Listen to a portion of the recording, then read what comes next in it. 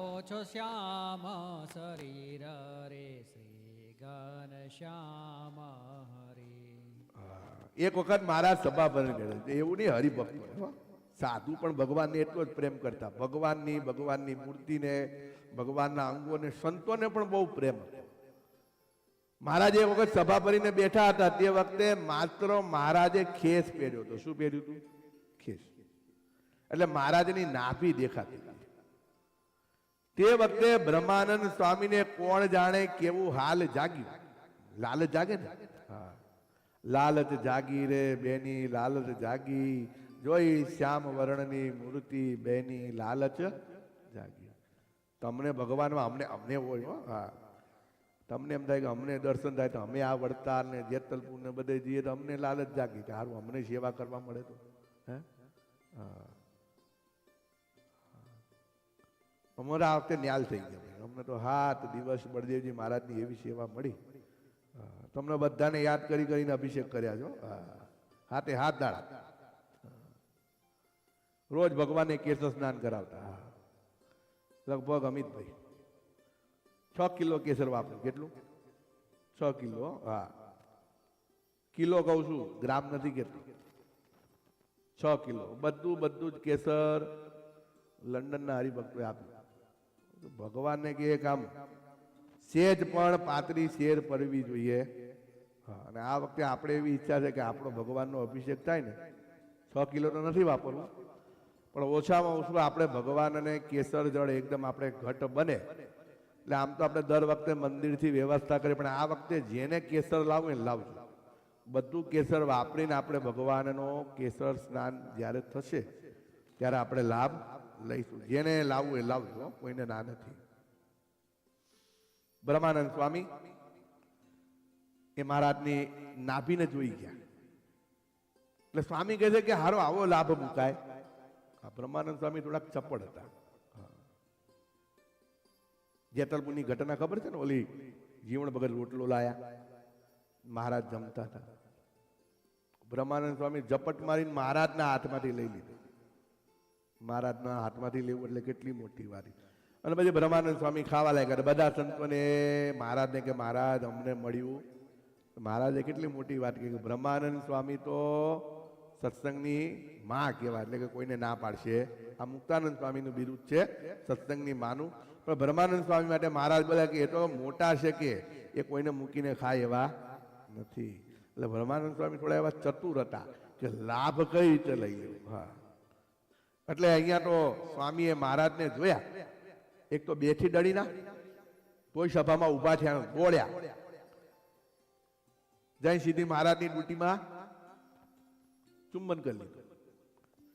મારે કે હા અમને બોળે કરી દીધા, બોળે કરી દીધા. બોળે કે ભલે બોળે થયા, કે આવો લાભ ક્યાંથી મળવાનો કે? હે, મહારાજ ખીજાણા બ્રહ્માનંદ સ્વામી પર. છતાંય બ્રહ્માનંદ સ્વામીએ મહારાજની નાભીનો મહિમા જાણી અને પોતે લાભ લઈ લીધો. એકવાર પીપલકના માધવજી મહારાજના દર્શન કરવા વડતાલ આવ્યા હતા.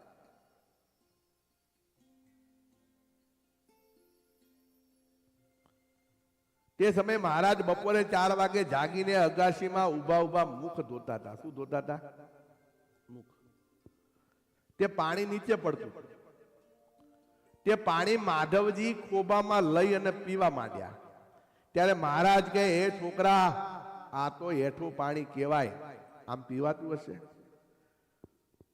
ત્યારે માધવજી બોલ્યા કે હેઠું તો ખરું, પણ કોનું હેઠું? વિચાર કરો. હજી આપણે મહારાજનો કેટલો મહિમા છે.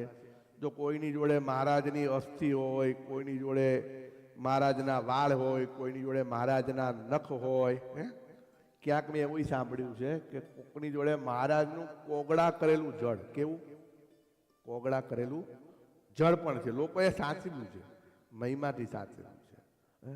એટલે અહીંયા એ માધવજી ભગત એમ કહે છે કે હેઠું તો કરું, પણ કોનું હેઠું? એમ તો વિચાર કરો.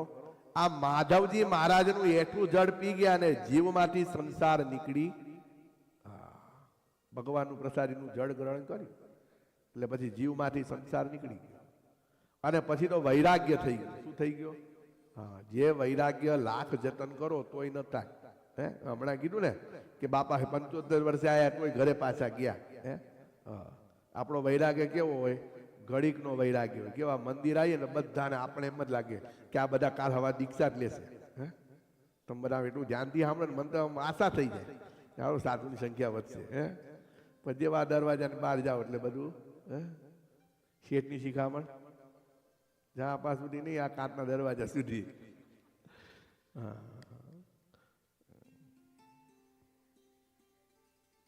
માધવજીને વૈરાગ્ય થઈ ગયો. પછી તો માધવજીએ ઘરના બધાને ઘણા સમજાવ્યા કે મારે પરણવું, મને ભગવાનનું ભજન કરવાની રજા આપો. પણ બધા માન્યા નહીં ને પરાણે શક પણ કરી દીધું. ને પરાણે જ્યારે લગ્ન કરવા બેસાડ્યા ત્યારે માંડવામાં ફેરા ફરતા ફરતા બહાનું કરીને ભાગ્યા અને સીધા જુનાગઢ ગુણાતીતાનંદ સ્વામી પાસે પહોંચી ગયા. લગ્નના માંડવામાંથી. આ તમને ખબર છે પેલા જાહેરમાં લગ્ન થતા, તમને ખબર? પછી હોલમાં કેમ થવા માંડ્યા?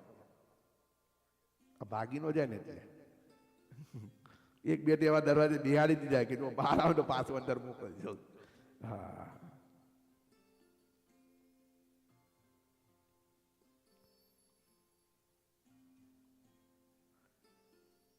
ગુણાતીતાનંદ સ્વામી પાસે ગયા. સ્વામી પાસે સાધુ થઈ ગયા ને નામ પડ્યું ભગવાનદાસ સ્વામી. કેવું પડ્યું? ભગવાનદાસ સ્વામી. જો એવું કોઈ ઉંમર છે નહીં હો તમારે સાધુ બનવાની. ગમે તે ઉંમરે સાધુ બની. નિષ્કુળાનંદ સ્વામી 2 છોકરાના બાપા હતા. કેટલા? પછી આગળ જતા એ 2 છોકરા સાધુ થઈ ગયા. એટલે કોકને એવું લાગે કે હવે આપણું કામ ઘરમાં પૂરું થઈ ગયું છે, તે ઓપન ઇન્ટરવ્યુ છે, ગમે તે સાધુ બનવું એ બની. બરાબર, કદાચ કોઈની ઈચ્છા હોય તો આવજો. પછી તો ભગવાનદાસ સ્વામી માળિયા હાટીનું આંબાવાડી હતું તેમાં રહેતા, તેને સાચવતા, અખંડ મહારાજની મૂર્તિનું ધ્યાન કરતા. પણ ધ્યાનમાં આખી મૂર્તિનું ધ્યાન થતું. ધ્યાન કરે પણ આખી મૂર્તિ દેખાય નહીં. નાભી સુધી પહોંચે, નાભી સુધી ધ્યાન થાય, એની આગળ વધી શકે. હવે ધ્યાન ક્યાંથી ચાલુ થતું હશે તમને ખબર છે? ચરણથી ચાલુ થાય. ક્યાંથી ચાલુ થાય? મહારાજના દર્શન કઈ રીતે કરવાના? સીધે સીધું એમ ના કહેવાય ભગવાનને કયા વાંકા પહેરાયા છે. ચરણથી ચાલુ કરવું પડે. ચરણથી ધીરે ધીરે ધીરે ધીરે મહારાજની મૂર્તિનું દર્શન. છેલ્લે ભગવાનના મુખ ઉપર આપણી દ્રષ્ટિ પડવી જોઈએ.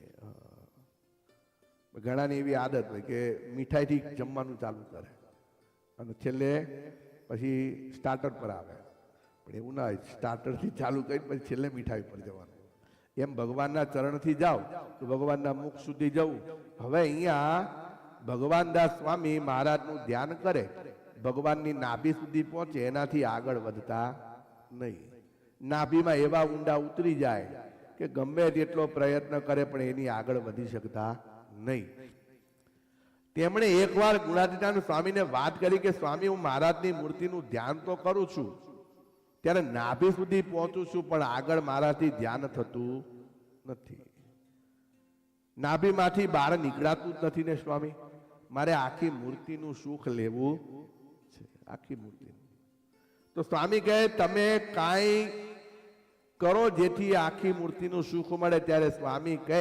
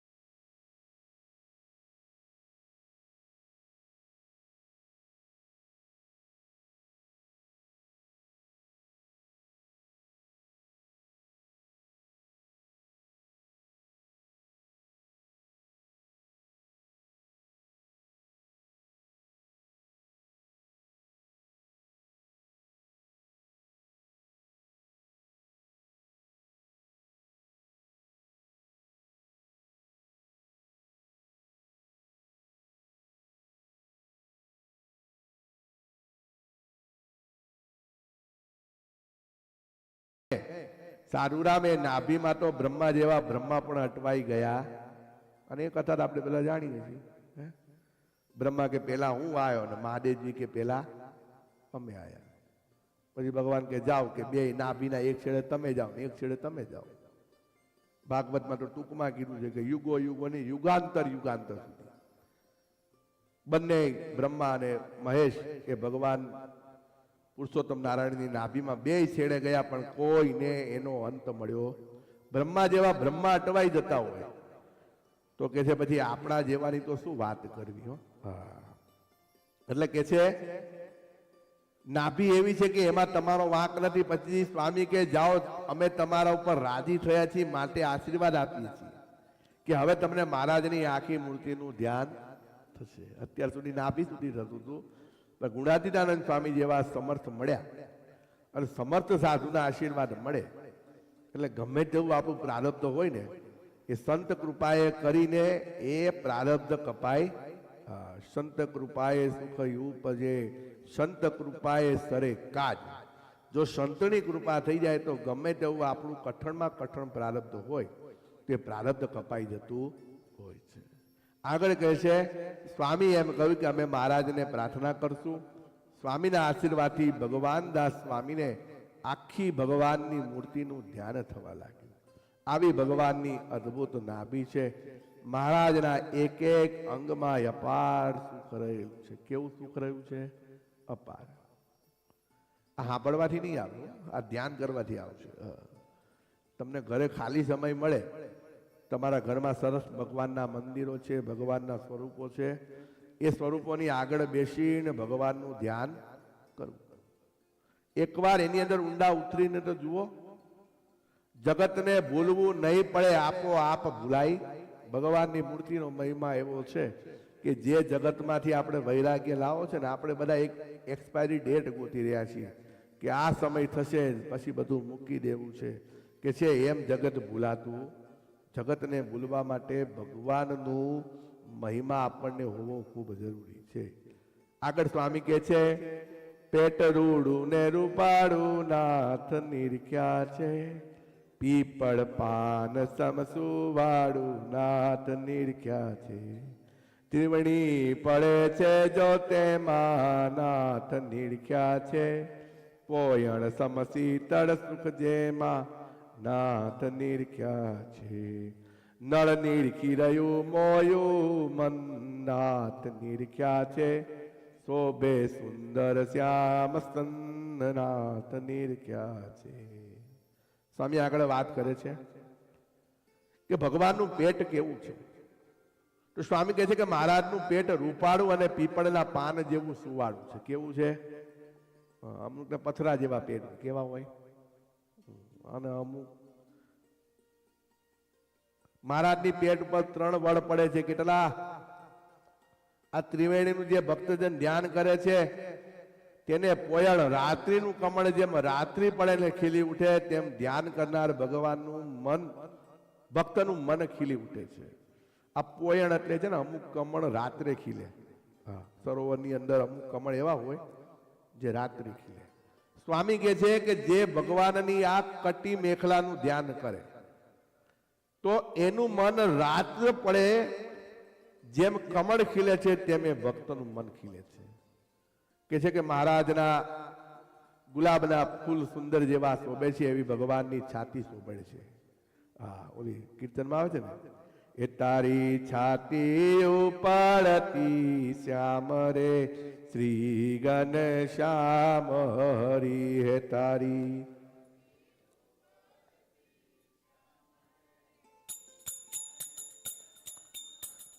હે છે જો લક્ષ્મી કેરું ધામ રે શ્રી ઘન શ્યામ હરી છે જો લક્ષ્મી.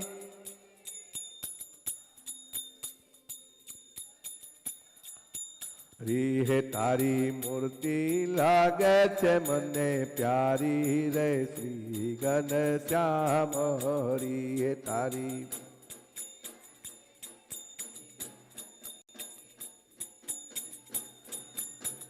હે તારી મૂર્તિ લાગે છે મને પ્યારી રે શ્રી ગણ અમારી.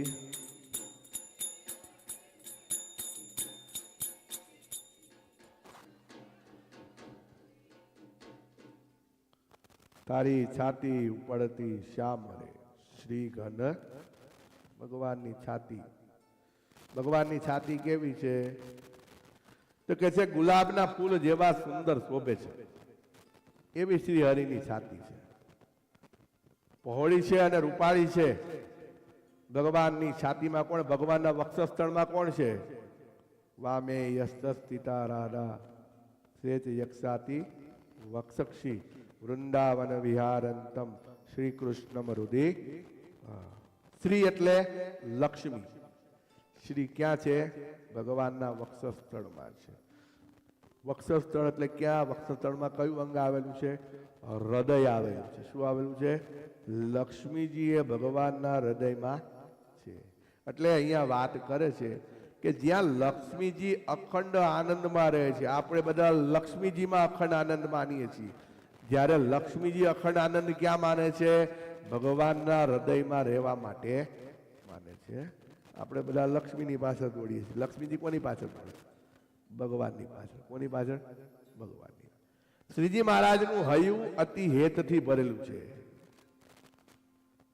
કે છે ને દયાના ભરેલ એના દિલડા રેલો. ભગવાનનું હૃદય કેવું છે? દયાથી હેતથી ભરેલું છે.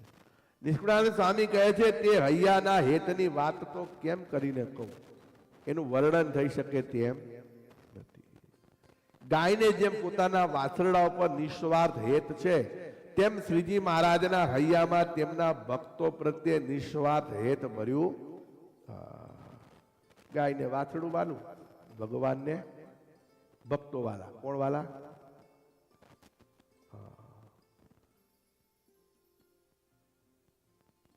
આમ એમ કહેવાય કે આપણે ભગવાનના વશમાં છીએ. ભગવાને આપણે બધાને બાંધેલા છે. પણ સંતો એવું કહે છે કે ભગવાન ભક્તના વશમાં છે. કોના વશમાં છે? ઘણી જગ્યા આપણે એવા કથાઓની અંદર સાંભળ્યું છે કે જેમ ભગવાનને ભક્તે કર્યું એમ ભગવાને કર્યું છે. ભગત કે વશ મેં હે ભગવાન, ભક્ત બિના એ કુછ નહીં, ભક્ત હે ઇનકી જાન. ભગત કે વશ મેં હે ભગવાન. ભક્તના વશમાં છે. આપણે એમ વિચારીએ કે ભગવાન આજે આવું જમે તો ભગવાન એ જમી લે, ભગવાન આજે આવું પહેરે તો ભગવાન એ પહેરી લે. ભગવાન આપણી રીતે જીવે છે પણ આપણે ભગવાનની કીધેલી રીતથી જીવતા. પરમાત્માએ આપણા માટે કેટલું બધું સરળ કર્યું છે દુનિયામાં. છતાં હજી આપણી વિચારધારાઓ અલગ છે, આપણા માર્ગો અલગ છે, આપણી સિસ્ટમો અલગ છે. કોઈ પણ વસ્તુ પરમાત્માની ધારી નથી થતી. પછી પરમાત્મા પોતાના અસલ સ્વરૂપે કામ કરે તો પછી આપણું કંઈ ચાલતું. પણ જે માનવે કરવાનું હોય એ માનવ કરતો નથી. એટલે કે છે કે ગાયને જેમ પોતાના વાછરડા પર નિસ્વાર્થ હેત છે તેમ શ્રીજી મહારાજના હૈયામાં તેમના ભક્તો પ્રત્યે નિસ્વાર્થ હેત ભર્યું છે. વાછરડાને કોઈ દુખી કરે, હેરાન કરે તો ગાય એવી હિસોરા કરે અને જોરથી ભાંભરેને ખીજાઈને મારવા. અને એ ખાલી ગાય નહીં, તમે કોઈ પણ પશુ પક્ષીના બાળકને મારો ને, એ ગમે તેવું ભોળું જાનવર હોય પણ એ પોતાની શક્તિ પ્રમાણે તમારો વિરોધ કરવા તો આવે અને આવે. કોઈ પોપટનું નાનું બચ્ચું હોય, જો તમે એને કંઈક હેરાન કરો તો ભલે પોપટની ચાંચમાં જેટલી તાકાત હોય તમને મારે. કોઈ વાંદરાના બચ્ચાને કોઈ આપણે હેરાન કરીએ તો એની માં આવીને કે એનો બાપુ આવીને વિરોધ કરે. એટલે કે છે કે ભગવાન પોતાના ભક્તને જો કોઈ હેરાન કરે તો ભગવાન જોતા નથી. ભક્ત પ્રહલાદને તેના બાપે ખૂબ દુઃખ દીધું. હમણાં નરસિંહ ચૌદસ ગઈ 2 દિવસ પહેલા.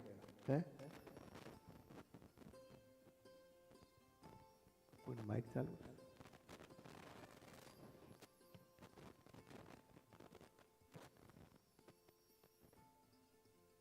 આ ચાલુ થાય.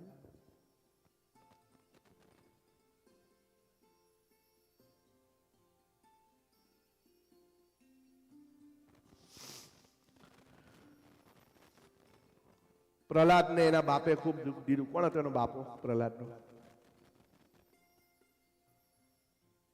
ચલો બે ઓપ્શન આપો, હિરણાક્ષ કે હિરણાકશ્યપ?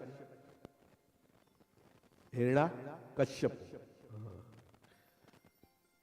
દિતિ અને કશ્યપ ઋષિના બે દીકરા, હિરણાક્ષ અને હિરણાકશ્યપ. હિરણાક્ષનું વધ ભગવાન વરાહ નારાયણે કર્યું હતું ને કંઈક, અને હિરણાકશ્યપનું વધ ભગવાન નરસિંહે કર્યું. હવે નરસિંહ ભગવાનના અવતારની કથામાં તમે જોવા જાઓ તો એ ભગવાનના પ્રાગટ્યનું કારણ કેવળ ને કેવળ ભગવાનના ભક્તને દુઃખી કરો તો ભગવાન આવે છે ને દુનિયામાં બધું ચાલે. પણ જો તમે કોઈ ભગવાનના ભક્તને હેરાન કરો તો ભગવાન ગમે તે સ્વરૂપે આવી અને એનો બચાવ કરે છે અને કરે છે. કે પોતાના ભક્તને દુઃખી જોયો. જો પછી ભક્તને દુઃખી કરો એટલે ભગવાનનો ક્રોધ કેવો હતો? જ્યારે હિરણાકશ્યપને ભગવાને મારી નાખી, કથા અહીંયા પૂરી થઈ જાય છે કે ભગવાને હિરણાકશ્યપનો વધ કરી દીધો. પણ વધ થયા પછી પણ ભગવાનનો ક્રોધ તમે જુઓ. નરસિંહ ભગવાનનું કોઈ પિક્ચર હોય તો તમે જોજો કે એનો શરીરમાંથી ભગવાન એની જે બધી નસો હોય કે સ્નાયુ હોય કે આંતરડા હોય ભગવાન લઈ અને પહેરવા પડ્યા અને ભગવાન ઘુરાટા કરવા પડ્યા. હવે ઘુરાટા એટલે કેવા ઘુરાટા? કે એ ઘુરાટાનો એટલો પ્રચંડ વેગ હતો કે સમગ્ર સૃષ્ટિનું જે સંચાલન હતું એ બધું ખોરવાયું. બધા જ એટલા ભયભીત થયા. ભગવાનનો ક્રોધ એવો હોય કે કોઈ ભગવાનની નજીક જવાનો પ્રયત્ન કરતું, ઘણીવાર આપણે એવું જોઈએ છીએ કે ઘણીવાર આપણે ગુસ્સાની કે ક્રોધની એવી સ્થિતિમાં કે એવી કેટેગરીમાં આવી જઈએ પછી લોકો આપણાથી દૂર જાય. કેવા જાય? હવે કે આપણે બતાવવા જેવા હમણાં નહીં, કે પછી કાલે વાત કરશું. શું કહીએ આપણે? કેમ? કારણ કે આપણા ઓલું મેજરમેન્ટની અંદર એનું મીટર આવી ગયું છે કે આ બહુ સામાન્ય કરતા અતિ ક્રોધી થઈ ગયું છે, એટલે આપણે પછી એને ડિસ્ટર્બ નથી કરતા. ભગવાન આજે બહુ ક્રોધી એટલા માટે થયા છે કારણ કે ભક્તને પીડા પડી છે, ભજન કરનારાને પીડા પડી છે, અને જે ભજન કરનારા કે ભગવાનના ભક્તને હેરાન કરે છે ભગવાન શાંત નથી થતા. પછી તો નરસિંહ ભગવાનને શાંત કરવા માટે શિવજી એક શંભલ સ્વરૂપ ધારણ કરે. એટલે શંભલનું અને નરસિંહનું યુદ્ધ થયું અને પછી કહેવાય છે કે શંભલ દ્વારા નરસિંહ ભગવાન શાંત થયા હતા. કે છે બ્રહ્માનંદ સ્વામી જ્યારે સાધુ થવા તૈયાર થયા ત્યારે તેમની માએ મહારાજને કહ્યું હતું કે મહારાજ, આ મારા લાડુને મા જેવા લાડ કોણ લડાવશે? ત્યારે શ્રીજી મહારાજે ભરી સભામાં કહ્યું કે લાલબા દેવી, આથી તમારા લાડુદાનની મા પણ હું છું અને બાપ પણ હું છું. તમે ચિંતા કરશો, ચિંતા ન કરો, એના લાડકોડ અમે પૂરા કરશું.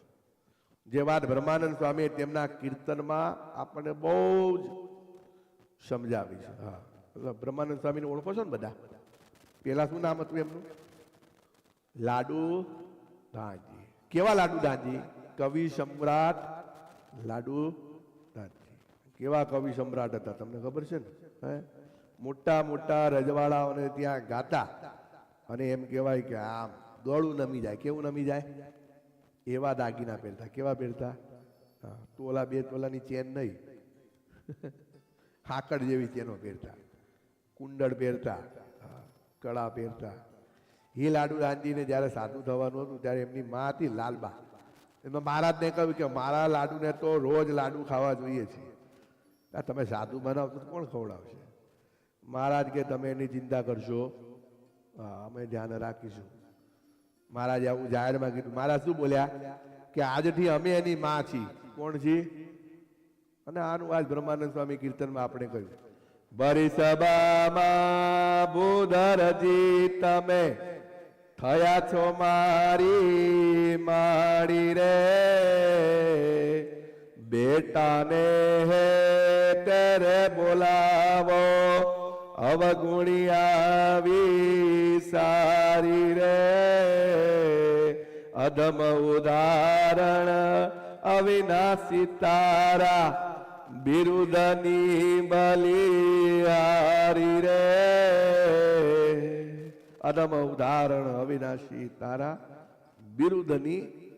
ભરી સભામાં ભૂદરજી તમે થયા છો મારી. જાહેર સભામાં મહારાજે કીધું કે અમે એની માં છીએ. શું કીધું? હે? હા. બેટાને હેતે બોલાવો અવગુણિયા વિચારી. હે આપણામાં કેટલા બધા અવગુણ છે.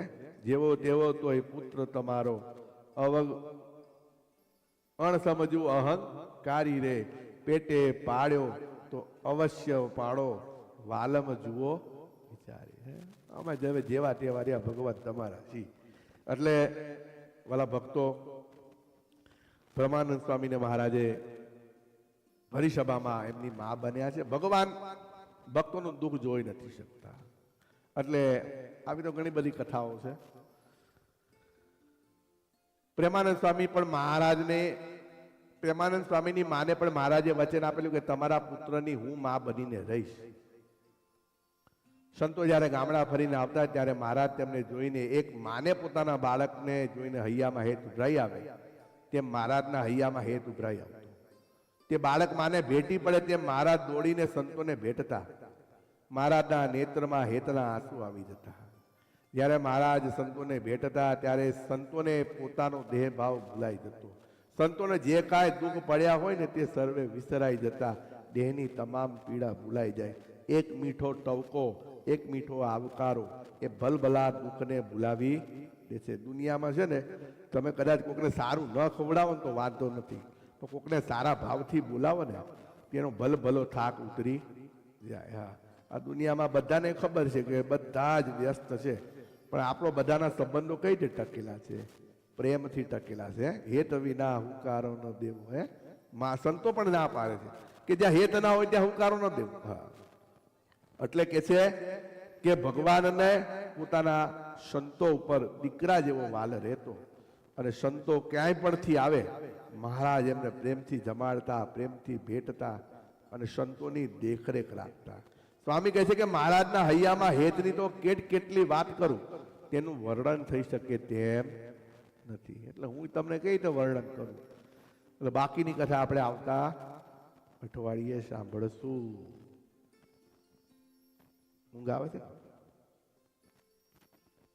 કોને ઊંઘ આવે છે? ઈશ્વર કાકાને. ચલો. શ્રીપતિ શ્રીધરમ સર્વદેવ